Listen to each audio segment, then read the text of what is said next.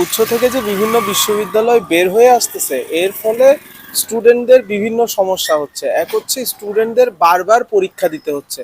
ধরেন আগে একটা পরীক্ষা দিয়েই অনেক মানে পুরো সবগুলো বিশ্ববিদ্যালয়ে তারা মেধা যাচাই করতো, এখন তাদের অনেকগুলো পরীক্ষা দিতে হচ্ছে। একবার রাজশাহী গিয়ে পরীক্ষা দিতে হচ্ছে, একবার খুলনায় গিয়ে পরীক্ষা দিতে হচ্ছে, একবার জগন্নাথে এসে পরীক্ষা দিতে হচ্ছে, একবার জাহাঙ্গীরনগরে এসে পরীক্ষা দিতে হচ্ছে। তো কি হচ্ছে, অনেকবার তাদেরকে অনেকবার পরীক্ষা দিতে হচ্ছে। এক নম্বর কারণ। দুই নম্বর হচ্ছে তারা সময়ই পাচ্ছে না, কারণ একটার পর একটা পরীক্ষা, তো প্রিপারেশন নেওয়ার সময় কোথায়? ঠিক আছে। তো তাদের খরচ বেড়ে যাচ্ছে, যে প্রত্যেকটা ফর্ম তুলতে তুলতে তুলতে তুলতে প্রত্যেকটা বিশ্ববিদ্যালয় থেকে দুইটা তিনটা করে ফর্ম, একটা বিজ্ঞান বিভাগের, একটা ব্যবসা শিক্ষা বিভাগের, একটা বিভাগ পরিবর্তনের ফর্মের পর ফর্ম তুলতেছে, খরচও বেড়ে যাচ্ছে। তো সব দিক দিয়ে স্টুডেন্টদের লস হচ্ছে আসলে।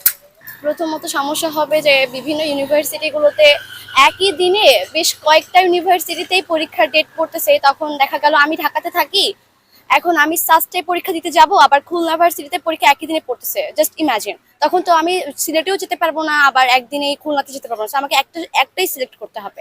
গুচ্ছ হলে কি হতো, আমি একটা পরীক্ষা দিতেছি, আমার যে রেজাল্ট হচ্ছে সেই বেসিসেই আমি হচ্ছে একটা ভার্সিটি পেয়ে যাচ্ছি আমার রেজাল্ট অনুযায়ী, সেটা হচ্ছে না।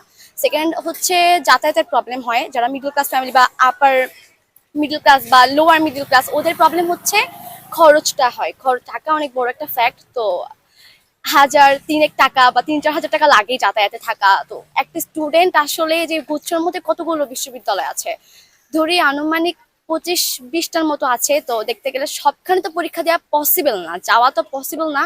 সব মিলাই 40-50 হাজার টাকাতে খরচ হয়, এটা তো সবার পক্ষে বিয়ে করা পসিবল না। তো গুচ্ছ অনেক ভালো ছিল, যখন কম্বাইন্ড ছিল ওটা ভালো ছিল আমার কাছে মনে হয়। টাকার ব্যাপার আছে, কষ্টের ব্যাপার আছে, আলাদা আলাদা পড়ার ব্যাপার আছে। So I think that was better, যেটা আগে ভালো ছিল। ফাইনান্সিয়াল প্রবলেম একটু আছে, যারা সব জায়গায় ফর্ম উঠাইতে পারবে না ওদের একটু প্রবলেম হয়ে যাবে, কারণ গুচ্ছে থাকলে তো তারা সব ইউনিভার্সিটিতে চান্স পাওয়ার একটা আশা থাকে। বাট যারা একটু লো ফ্যামিলি থেকে বিলং করে ওদের মানে সব জায়গা থেকে ফর্ম উঠাইতেও কষ্ট হয়ে যাবে, হয়তো দিতেও পারবে না অনেকে। এটা একটা বড় প্রবলেম হয়ে গেছে মেধাবী স্টুডেন্টদের, যারা মানে ফাইনান্সিয়াল প্রবলেম ভালো না কিন্তু অনেক মেধাবী, এদের জন্য একটু প্রবলেম হয়ে গেছে। যারা মেধাবী থাকবে ওরা তো আসলে সব জায়গায় পারতেছে না, আর এটা আসলে তো একটা প্রবলেম। হয়তো মেধারিও কমে যাবে, সব জায়গা থেকে কম্পিটিশন কমে যাবে। এগুলো ছিল, কিন্তু আমার মনে হয় যে ক্যাম্পাস ভিত্তিক পরীক্ষা হওয়াটাই শ্রেয়, ভালো। আমার কাছে যেটা মনে হয়, এতে করে মেধা যাচাইয়ের একটা সম্ভাবনা থেকে যায়। গুচ্ছ পরীক্ষা হলে পরে দেখা যাচ্ছে যে আহ, মানে কে কোথায় যাচ্ছে বা কে কোথায় ভর্তি হচ্ছে, এর থেকে আমার মনে হয় যে ক্যাম্পাস ভিত্তিক পরীক্ষা হওয়াটাই ভালো।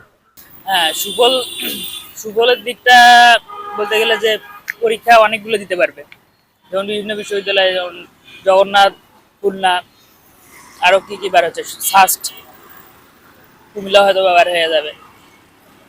এগুলো বার হওয়ার কারণে মানে পরীক্ষা অনেকগুলো দিতে পারবে, এটা একটা সুফল।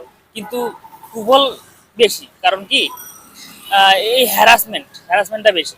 কারণ পরীক্ষা একটা দিত, আগে আগে হচ্ছে একটা পরীক্ষা দিত জেলায় জেলায়, কিন্তু এখন হচ্ছে আবার ট্রাভেলিং কস্ট আছে, আবার হচ্ছে প্রতিটা ইউনিভার্সিটিতে আলাদা আলাদাভাবে ফর্ম ফিল আপ করতে হয়, সেটার একটা আলাদা একটা ব্যয়, যার কারণে ফাইন্যান্সিয়াল ব্যয় তো আছে, প্লাস হচ্ছে সময়েরও একটা বিষয় আছে। আর গুচ্ছ থেকে জগন্নাথ বের হতে সেকেন্ড টাইম জগন্নাথ অফ করে দিল, প্লাস হচ্ছে রিটেন চালু করলো, যেটা হচ্ছে জগন্নাথকে কেন্দ্র করে অনেকে হচ্ছে গুচ্ছের প্রিপারেশন নেয় সেকেন্ড টাইমের জন্য, সেটা কিন্তু এখন মানে অফ হয়ে যাচ্ছে, যেটা বড় একটা প্রভাব ফেলবে ছাত্রদের উদ্দেশ্যে।